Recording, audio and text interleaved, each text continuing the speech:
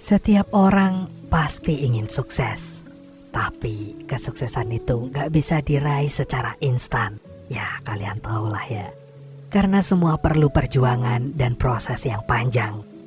Dan yang namanya berproses itu gak bisa besok langsung sukses. Akan selalu ada kegagalan demi kegagalan yang harus dihadapi.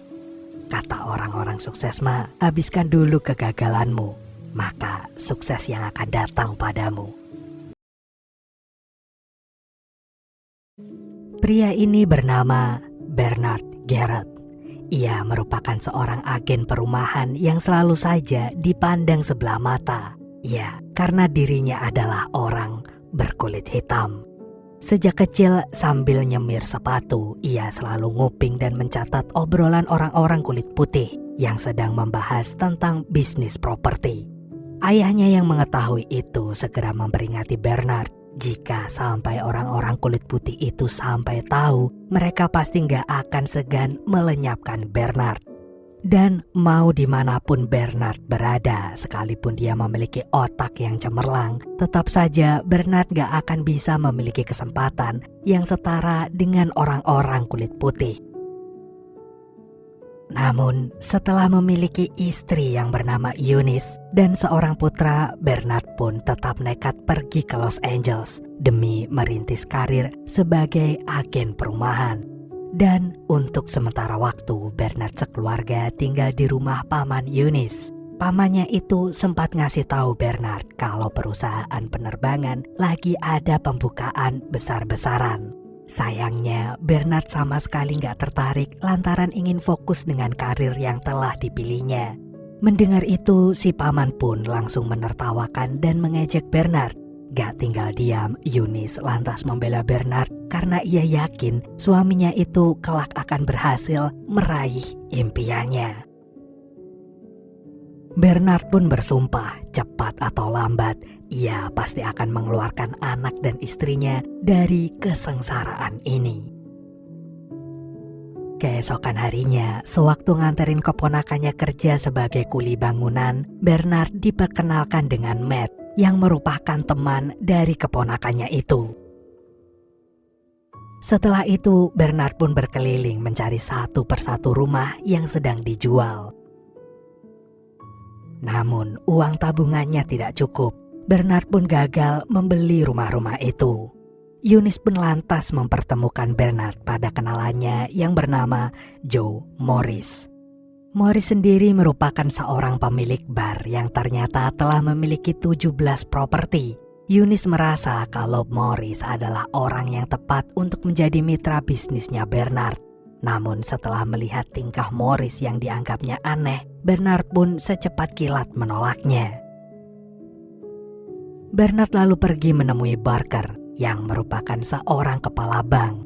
Maksud dari kedatangannya itu adalah untuk meminjam uang. Namun sayang, pinjaman yang diajukan Bernard berujung pada penolakan. Melihat nasib kerjaan Bernard gak jelas, Barker pun berani jamin bahwa Bernard gak akan mampu mengembalikan uang pinjamannya. Gak kehabisan akal, Bernard pun kemudian mendatangi Reed. Namun hal itu langsung ditolak secara halus oleh sekretarisnya. Bernard lantas menunggu di depan gedung sampai Reed pulang kerja. Dan hasilnya sama aja, Reed menolak memberikan pinjaman uang kepada Bernard. Penolakan demi penolakan itu membuat Bernard merasa terpukul. Gak berselang lama, Bernard pun mendapat telepon dari Barker yang terdengar kesal lantaran Bernard telah menjualkan namanya kepada Reed. Meski begitu, Barker memberitahu Bernard agar lekas mengambil uang pinjamannya dengan Reed. Rupanya hati Barker luluh saat melihat kegigihan Bernard. Ia lantas bersedia menjadi penjamin untuk Bernard. Beberapa hari kemudian, setelah berhasil mencairkan pinjaman, Bernard lalu merenovasi rumah yang baru saja dibelinya. Namun seorang nenek berkulit putih protes. Ia gak sudi bila lingkungan perumahannya kini dihuni dengan orang kulit hitam seperti Bernard. Gak mau ambil pusing, Bernard pun segera melanjutkan kerjaannya itu. Dan dia pun merekrut Matt untuk membantunya. Awalnya Bernard takut Matt keberatan bekerja padanya, mengingat warna kulit mereka berbeda. Namun dengan cepat Matt membantahnya.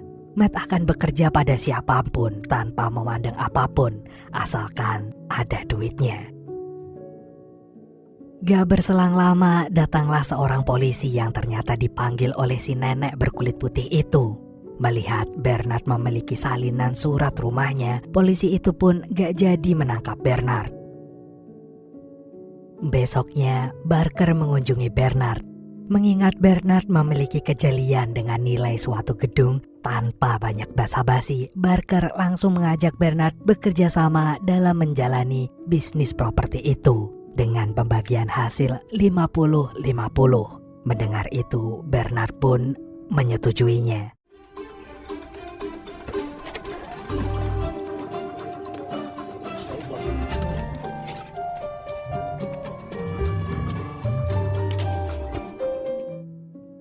Setelah mendapatkan keuntungan yang besar, Bernard lalu membelikan rumah yang megah untuk Eunice.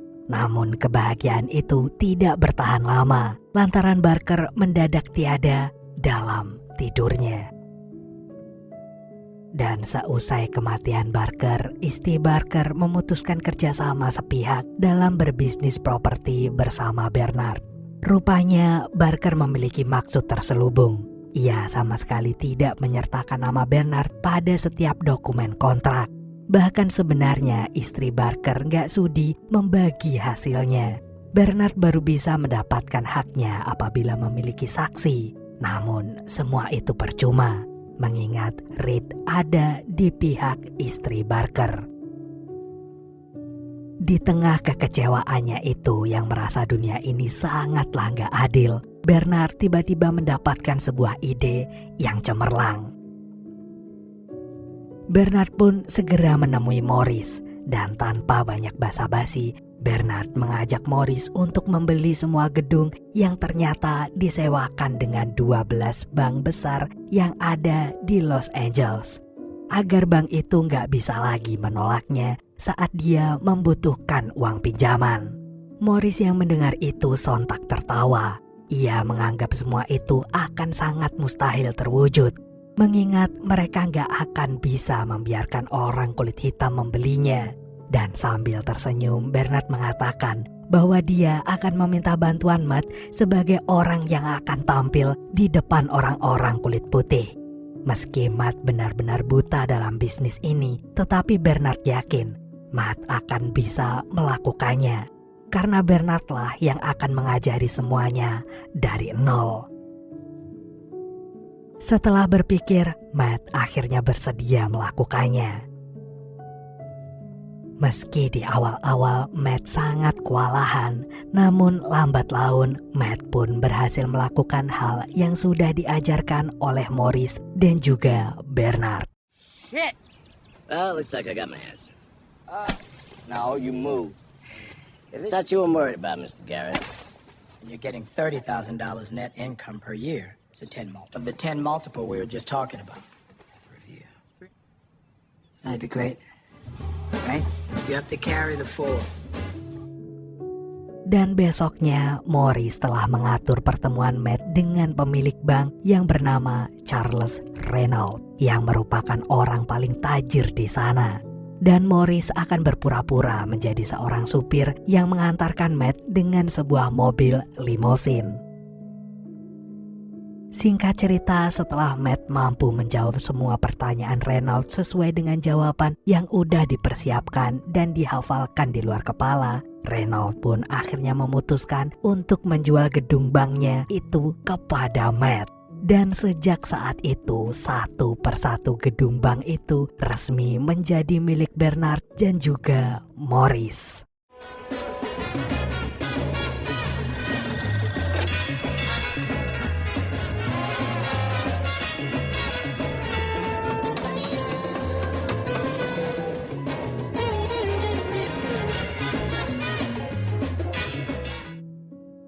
Beberapa tahun kemudian, Bernard pun memboyong keluarga kecilnya itu kembali ke kampung halamannya yang berada di Texas. di mana akhirnya Bernard bisa berkumpul lagi bersama dengan ayahnya. Dengan cepat, sang ayah bilang bahwa dirinya sangat bangga atas pencapaian anak sematawayangnya itu. Keesokan harinya, Bernard pun mengajak putranya untuk jalan-jalan mengelilingi kampung halamannya. Di depan gedung sebuah bank, terlihat ada bocah penyemir sepatu. Bernard pun meminta tuh bocah menyemir sepatunya. Sayangnya, permintaan Bernard itu langsung ditolak. Rupanya bocah itu hanya akan menyemir sepatu orang-orang berkulit putih saja. Bernard kira rasisme di desanya itu telah memudar. Namun nyatanya rasisme itu masih tetap ada dan malah semakin menjadi-jadi. Untuk itulah Bernard berencana akan membeli bank lagi di daerah asalnya. Ia kemudian akan memberikan akses kemudahan bagi orang-orang berkulit hitam yang akan menjalankan bisnisnya sendiri melalui sebuah program pinjaman. Awalnya Morris sangat menentangnya, mengingat hal itu sangatlah tidak masuk akal. Namun akhirnya Morris luluh juga. Ia juga nggak ingin orang-orang kulit hitam terus-menerus merasa tersisihkan. Dan besoknya Matt pun bertemu dengan pemilik bank Mainland. Sayangnya ada seorang yang terus-menerus menaruh curiga dengan pembelian bank itu. Namanya adalah Florence. Meski Florence terus mencerca Matt dengan beragam pertanyaan, namun akhirnya Bank Mainland berhasil juga menjadi milik Bernard. Florence yang masih penasaran itu diam-diam mulai mengikuti Matt dan kemudian menemukan kenyataan jika Matt sedang bertemu dengan Bernard. Sesampainya Matt di rumah, istrinya menanyakan tentang perkembangan karir Matt yang terlihat stuck di situ saja. Di situ sang istri mengatakan bahwa Matt pun harus menjadi bagian dari pemilik bank itu juga. Matt gak seharusnya menjadi tameng Bernard dan Morris dalam bernegosiasi tentang penjualan. Mendengar itu, Matt pun setuju. Besoknya saat Bernard, Morris, dan Matt sedang kumpul, mereka tiba-tiba saja dikejutkan dengan kedatangan Florence. Ia berencana akan melaporkan mereka bertiga kepada ayahnya lantaran telah menipu ayahnya. Namun semua itu segera dibantah Bernard karena kenyataannya ayah Florence tahu kalau si orang-orang kulit hitamlah yang merupakan dalang dari pembelian gedung bank Mainland itu. Mendengar itu, Florence nggak tinggal diam. Ia memperingati jika keuangan bank akan segera diselidiki. Setelah kejadian itu, Matt menyarankan jika mereka harus membeli bank lagi. Matt pun menjelaskan bahwa mereka kali ini harus membeli bank Marlin. Di sela-sela penjelasannya, Matt memberanikan diri untuk menjadi pemilik baru dari bank itu. Dengan cepat, Morris dan Bernard pun menantangnya, mengingat Matt adalah anak kemarin sore yang mana pengalamannya masih sangat minim. Meski begitu, Matt pada akhirnya berhasil menjalani bank Marlin itu. Ia lalu memiliki beberapa pegawai dan ternyata Eunice menyamar sebagai cleaning service untuk mengawasi Matt. Begitupun yang terjadi dengan Bernard. Eunice kemudian meminta Matt untuk sadar diri agar tidak tinggi hati sampai menjadi kacang yang lupa dengan kulitnya. Dan gak lama berselang, Florence pun mengabarkan dengan puas bahwa dua orang kulit putih ingin mengambil semua saldonya dari bank yang ditangani oleh Matt. Keesokan harinya, Matt didatangi seorang petugas inspeksi yang menanyakan seputar pinjaman dari bank yang terlihat gak beres. Matt pun menjawabnya dengan penuh kebingungan. Dan akhirnya si petugas itu menemukan bukti bahwa pinjamannya telah dimanipulasi. Ia lalu menyuruh Matt untuk menutup program pinjaman tersebut. Sementara itu, Bernard dan Morris yang melihat itu berusaha meyakini diri mereka sendiri bahwa semua akan baik-baik saja. Gak lama dari itu, Matt pun ngasih tahu ke Morris dan Bernard jika kini mereka semua sedang dalam bahaya. Mengetahui Bernard sedang dalam masalah, Eunice segera menguatkan suaminya itu. Ia mengingatkan Bernard bahwa gak semua orang bisa tahan melalui proses yang panjang seperti ini. Dan bila pada akhirnya harus kembali kehilangan semuanya lagi, mungkin itu adalah peringatan bahwa jatah gagal mereka masih belum habis. Dan setelah mengetahui dalang siapa yang melaporkan program peminjaman itu, Morris dan Bernard pun menyuruh Matt untuk segera menyelamatkan pembukuannya. Namun sayangnya semua udah terlambat. The Treasury Department has revoked Mainland's license to do banking. From the building now, please leave the ledgers where they are. The building is now closed to the public, and we must ask... FBI, you're under arrest. Pada saat persidangan, Matt mengatakan bahwa ia hanya mengikuti perintah dari Bernard dan juga Morris. Matt pun lalu bebas dari segala tuduhan. Dan sebelum sidang dilanjutkan, Bernard dan Morris saling bercerita tentang kesan pertama mereka ketika pertama kali bertemu. Bernard pun berterima kasih sekali kepada Morris yang mempercayai di mana saat itu gak ada satupun orang yang benar-benar tulus mau membantunya. Padahal di awal-awal Bernard sangat membenci Morris. Lalu tibalah saatnya Bernard yang melakukan pembelaan di persidangan. Tanpa banyak basa-basi Bernard bilang, gak di desanya, gak di ibu kota, semua sama saja dalam memperlakukan orang-orang kulit hitam, di mana orang-orang berkulit hitam itu selalu saja tersisihkan. Padahal kalau bisa request sama Tuhan sebelum lahir, mereka pun ingin memohon pada Tuhan agar terlahir dengan kulit putih saja, supaya jalan hidup mereka lebih terjamin kemudahannya. Namun sayangnya Bernard dan Morris tetap mendapatkan hukuman selama 3 tahun penjara. Detik itu juga kekayaan mereka pun runtuh dalam sekejap mata. Dari 177 gedung milik Bernard dan Morris, Eunice hanya bisa mempertahankan 1 gedung karena aktanya atas nama dirinya. Dan setelah menyelesaikan masa tahanannya, Bernard pun berencana akan memulai kembali kehidupannya di Bahama bersama keluarga kecilnya dan juga Morris. Rupanya Bernard telah menyimpan sebagian uangnya kepada Matt sehari sebelum proses persidangan dimulai. Shaded with someone I'm not really into. Do you need to fix it? Talking bullshit. It's hard to see you when your eyes look dull. Who's gonna save you? Who's gonna make you not blue?